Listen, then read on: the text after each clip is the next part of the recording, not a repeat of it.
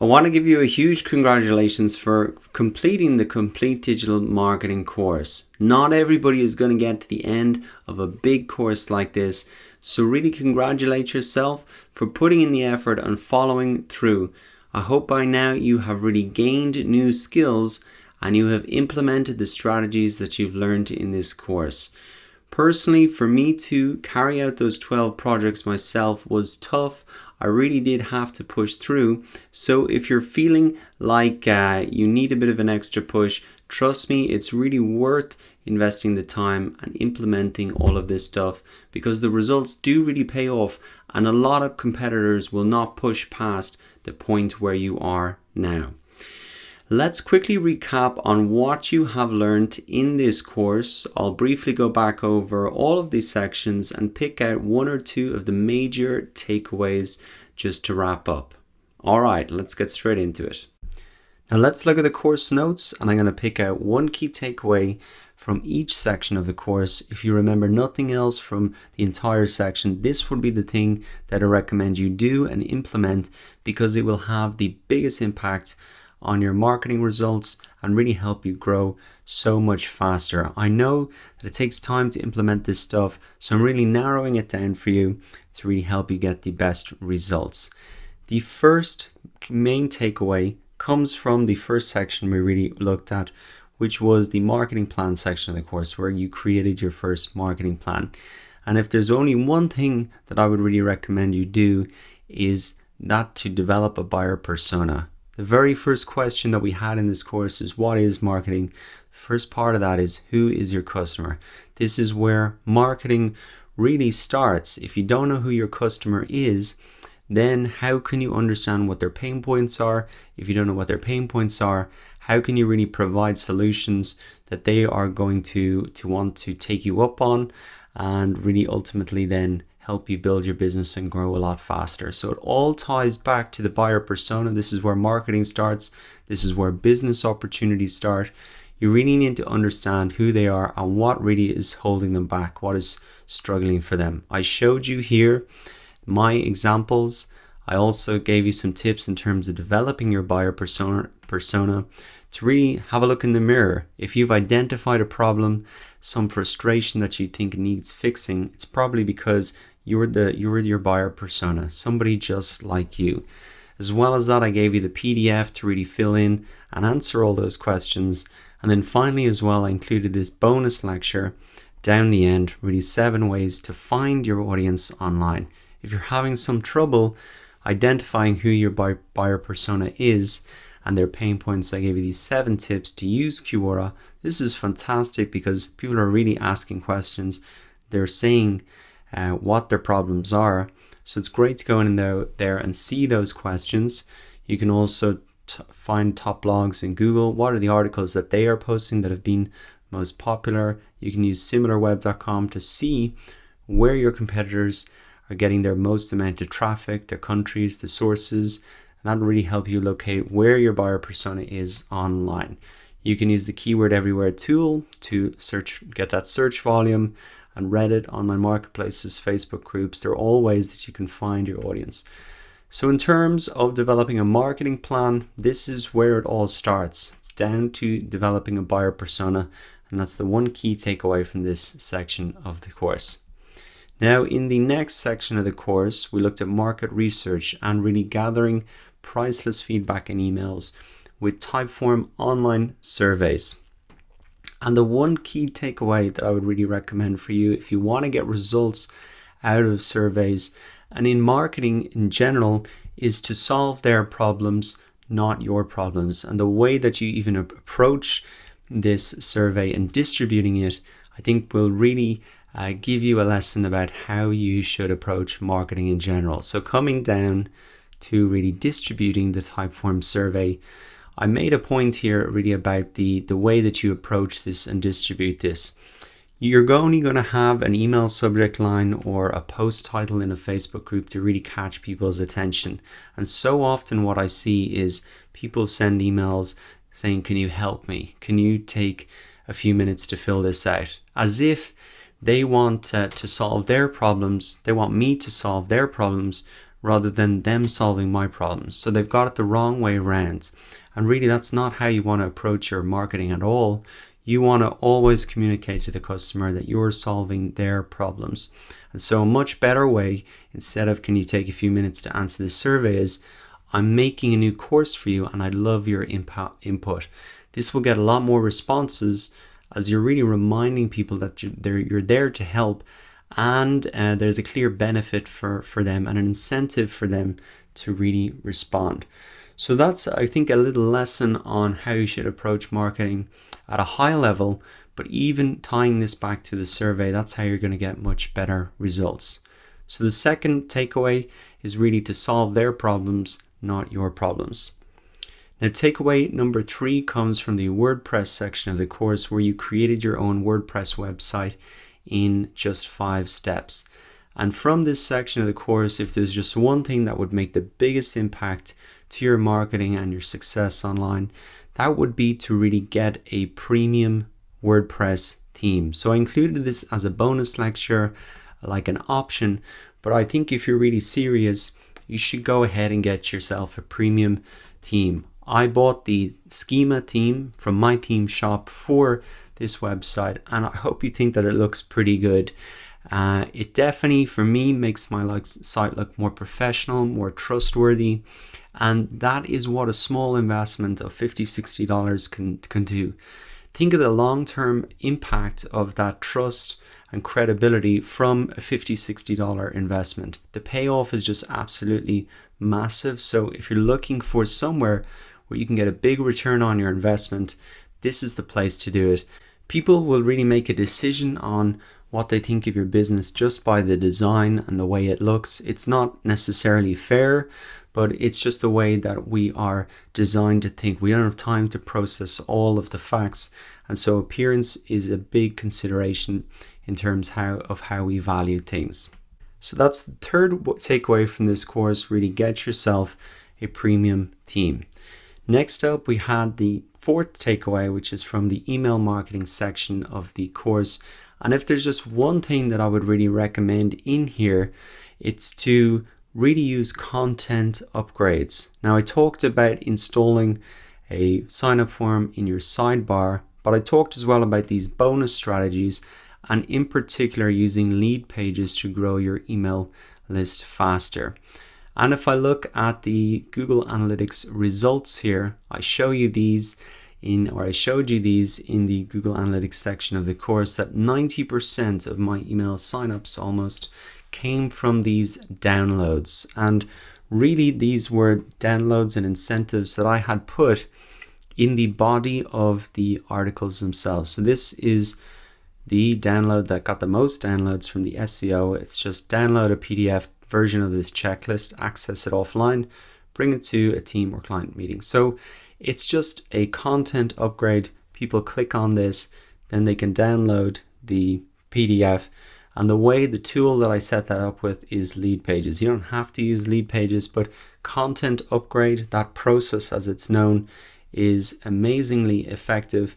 And imagine if I hadn't have used that, I would have got just 10% of the results that I would have got. So that is what I would really recommend you do as well. So that is takeaway number 4. It's to use content upgrades. Now, the fifth takeaway comes from the copywriting section of the course. And in here, we use the AIDA formula to really structure your sales copy. And the one key takeaway that you learned here was that these aren't evenly distributed. The thing that gets the most attention is the headline. And so if you are just to work on one thing and one thing only in copywriting, that would be to practice your headlines and learn how to write headlines using the formulas that I laid out here. This is really 80 cents of the dollar. This is what really has the biggest impact. People don't share blog posts, they share headlines. This is what people discuss. So it really is worth taking your time to do some practice and use this tool that I showed you here, Write 25 Headlines, to improve your headlines. This will have the much bigger impact than tweaking maybe lectures in your course or paragraphs at the end of your post. Really, headlines are what have the biggest impact, and you can model guys like this who are doing extremely well, and you can use these 11 tips as well to write magnetic headlines. So that is tip number 5, really practice writing headlines. Takeaway number 6 comes from the SEO section of the course, where we looked at this 26-point checklist. Now, while I do recommend that for your own website, you go through all of these points, if you're looking to get results extremely fast from SEO and really getting traffic from the search engines to your site, this bonus tip that I included right at the end is the way that you can really get the benefit of SEO extremely quickly. What you want to do is leverage the high domain of other websites to get to the top of the search results. So using sites like YouTube, SlideShare, Udemy, Quora, and more, they have such a high domain authority. Google really respects these websites, so any content published on them automatically gets an advantage in the search results. And you don't need any permission to publish on YouTube, SlideShare, Udemy, and Quora. Those are open. You don't need relationships like you might do for a guest post. But you really still get that same advantage that a high domain from a guest post would bring. So I showed you some of the examples of me actually doing that in real life. So Google AdWords certification.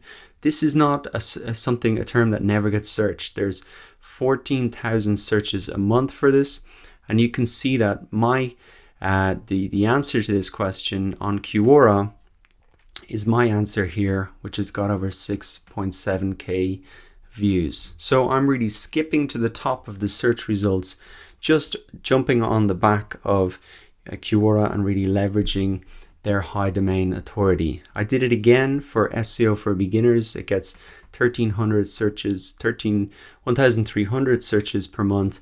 And you can see down on the bottom here, using YouTube, I've got to the first page of Google as well. Here's one more example, Google AdWords certification course, which gets 140 searches per month, but these are high value searches.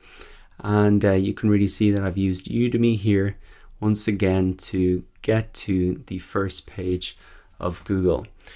So that is really tip number 6, is to leverage high domain authorities to get to the top of the search results. Now, the 7th takeaway really comes from YouTube. And if we look into YouTube, you started to understand how the platform works and also what are the most important metrics on the platform. And you learned that watch time is golden. Really getting people to watch your videos is key, because that's what drives the discoverability and rank of the videos. If YouTube can see that your videos are getting watched, then they're going to really promote your videos, suggest them to other people, and that's how you can get a lot more views on your videos. Now, in order to get watch time, it's really the first 30 seconds that have the biggest impact. I showed you some of my analytics here, really showing that after the first minute, a lot of people have dropped off already. It's down from 100 to almost 50% after the first 30 seconds. So those first 30 seconds are absolutely critical. If you can't retain your audience in the first 30 seconds, then you're going to have much lower watch time overall. So you can see even in this video, it's something that I need to work on. But that's really what you got to consider. How can you hook them in the first 30 seconds so that they can really keep watching your videos? That's the 7th takeaway for YouTube. It's the first 30 seconds that are most important.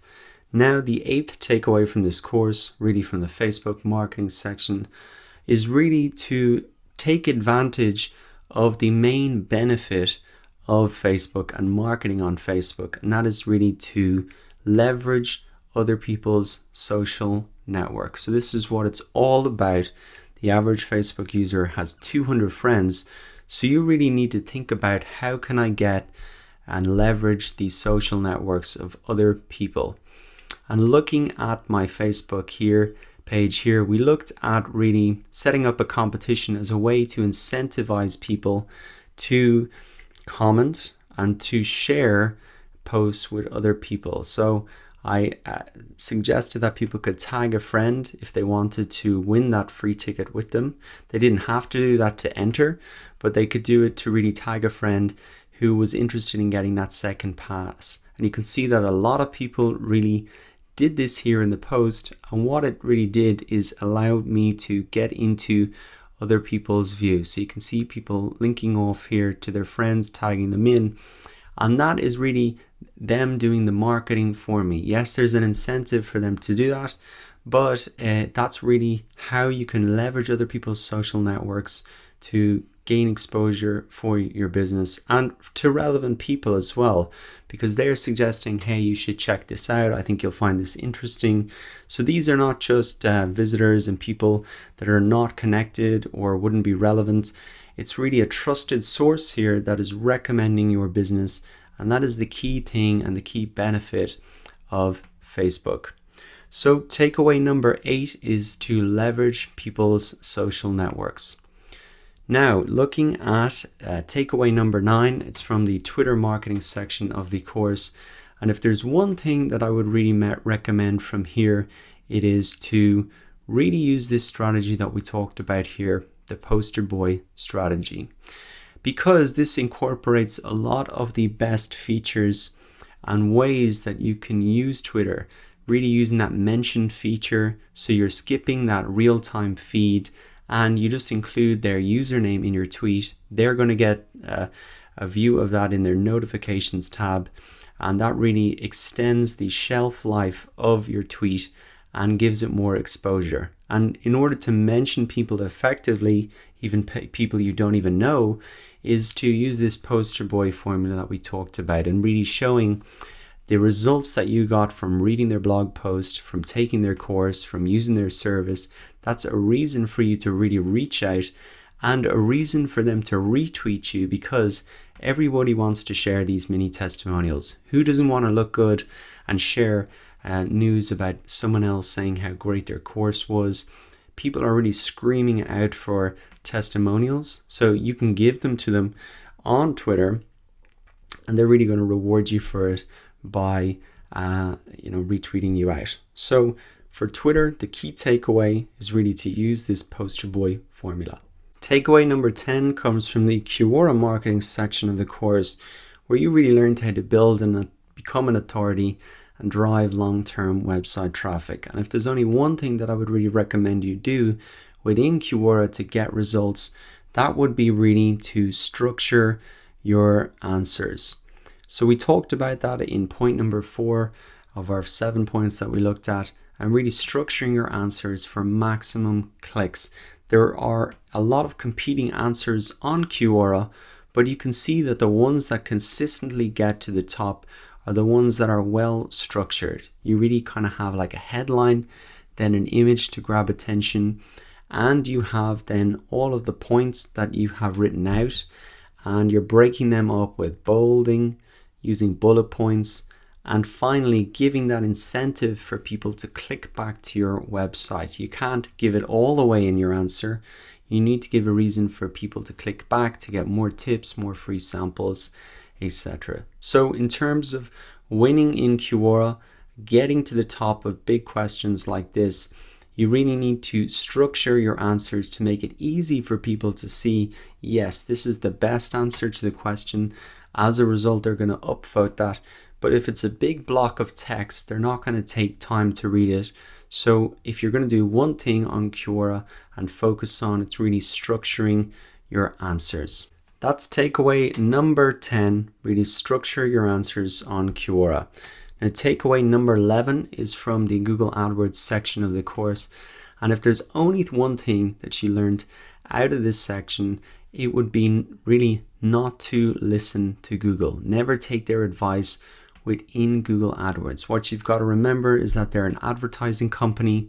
Their number one goal is to get you to spend money. So all of the default ad settings are not optimal. That's why I've really recommended the settings that you take, the 10 steps here, so you really don't waste money and result in unprofitable campaigns. Really, all of the tips designed here were designed to get you to setting up your first profitable campaign.